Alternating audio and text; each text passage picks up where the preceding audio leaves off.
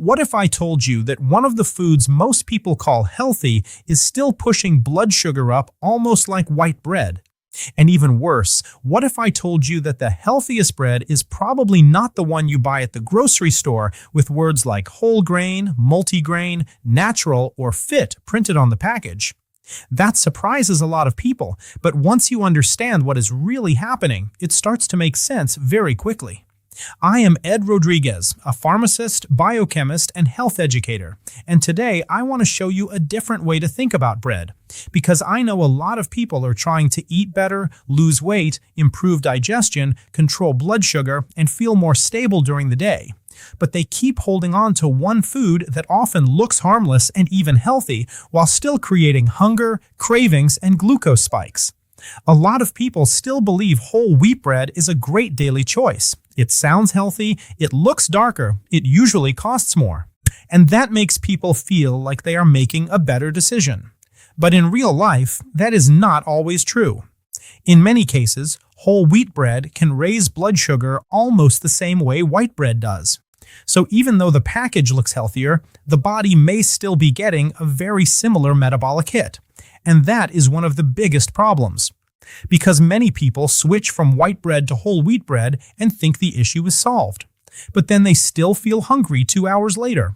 They still get sleepy after eating. They still crave snacks. They still struggle with weight. They still have unstable energy. And they cannot understand why, because in their mind, they already made the healthy swap. Now, I want to make something very clear. I am not defending white bread. I am not saying white bread is good. What I am saying is that whole wheat bread is often not the hero people think it is. And if you are trying to improve blood sugar, reduce cravings, and eat in a way that supports your body instead of stressing it, then choosing between those two breads may not be the smart solution you think it is. There is also another part of this conversation that many people never hear. Whole wheat products contain compounds that can make it harder for your body to absorb certain minerals. So the same product that is marketed as more nutritious may also carry components that interfere with how well you use nutrients like iron, zinc, calcium, and magnesium. That does not mean every whole food is a problem.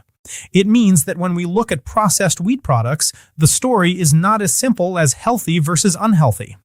And then there is the bigger issue. Many of these breads are still industrial foods. They still come from a system built around shelf life, texture, convenience, and mass production, not around giving your body the most stable and nourishing option possible. So instead of arguing over which packaged bread is less harmful, I think it makes much more sense to talk about a truly better alternative. And that is where this recipe becomes so interesting. Because when people think of a healthier bread, they often imagine something hard to make, expensive, strange in texture, or impossible to enjoy. But this type of bread can actually be very simple. Just a few ingredients, no complicated process, and the result can be surprisingly good. Soft, satisfying, filling, and much more supportive for someone who wants better glucose control and a steadier relationship with food. The base of this bread is very different from traditional bread. Instead of relying on wheat flour, it uses ingredients that create a much lower glycemic impact and a much better satiety response. One of the key ingredients is almond flour. Almond flour changes the entire structure of the bread.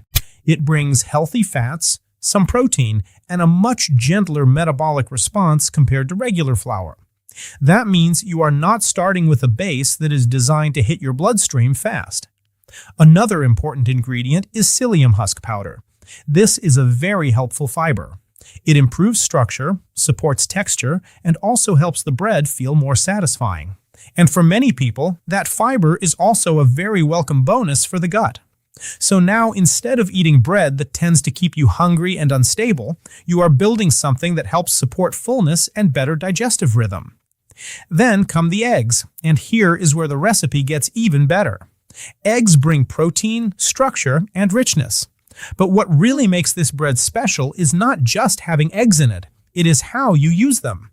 If you simply mix everything together in one bowl, the bread can turn out dense and heavy. But when you separate the egg whites from the yolks and beat the whites until stiff peaks form, everything changes.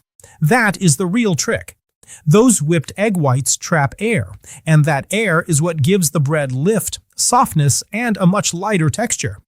This is what separates a low-carb bread that feels heavy and disappointing from one that actually feels enjoyable and worth making again. It is a simple step, but it completely transforms the result. The yolks can be mixed with melted butter, which adds richness and helps the overall structure. Then that mixture is combined with the dry ingredients, usually almond flour, psyllium husk, baking powder, and a little salt. At that stage, the mixture will seem thick. That is normal. A lot of people would think something went wrong right there, but that is exactly how it should look before the whipped egg whites are folded in. And that next step matters a lot too. You do not want to smash the air out of the egg whites. You want to fold them in gently, little by little, preserving as much lightness as possible. That is what helps the loaf rise better and feel softer when baked. It is a small technical detail, but honestly, it is one of the reasons this kind of bread can surprise people so much. Once the mixture goes into a loaf pan lined with parchment paper, it usually bakes without much drama. The hardest part for many people is waiting after it comes out of the oven, because this kind of bread really benefits from cooling completely before slicing. If you cut it too early, the texture inside may still be settling. If you let it cool, it becomes firmer, slices better, and gives you a much better final result. And this is where the story becomes very practical. Because this bread is not just about avoiding flour, it is about changing the role of bread in your routine. Instead of being that food that keeps driving hunger and cravings, it becomes a more stable part of a meal. It becomes something you can eat without setting off the same cycle of spike, crash, and snack. That matters a lot for people with prediabetes, insulin resistance, type 2 diabetes, or simply those who feel tired and hungry all day after eating standard bread products. And it also matters for people trying to lose weight, because hunger is one of the biggest reasons people keep struggling. If your meals do not satisfy you, your willpower eventually gets tired. But when your food helps you stay full and stable, everything gets easier. Now, I also want to be honest here. Just because this bread is better does not mean the goal is to eat it all day long. The purpose is not to replace one excess with another excess. The purpose is to move from a bread that works against your metabolism to one that works much more gently with it. That is a big difference. This kind of bread makes much more sense when it is part of a real meal, with protein, with good fats, with vegetables, with actual structure. Not as an excuse to keep grazing all day, but as part of a more intelligent routine. And for many people, that is exactly what makes the transition sustainable. They do not feel like everything enjoyable has been taken away. They simply upgrade the quality of what they are doing. That is why I like this approach so much. It is not about punishment. It is not about saying you can never have bread again. It is about understanding that not all bread is equal. And if you are going to include bread, there is a much smarter way to do it than living on packaged wheat-based products that look healthy but still push your body in the wrong direction. So if you have been stuck between white bread that clearly is not helping you and whole wheat bread that keeps disappointing you, maybe the answer is not choosing one of the two. Maybe the answer is stepping out of that entire trap and making something better at home. Because sometimes the healthiest bread in the world is not the one with the prettiest label. It is the one you make yourself, with simple ingredients, better structure, and a much more honest effect on your body. If this helped you see bread in a different way, stay here with me on EDU Health Tips. And tell me in the comments, do you still eat bread every day? Or are you already trying to reduce wheat in your routine?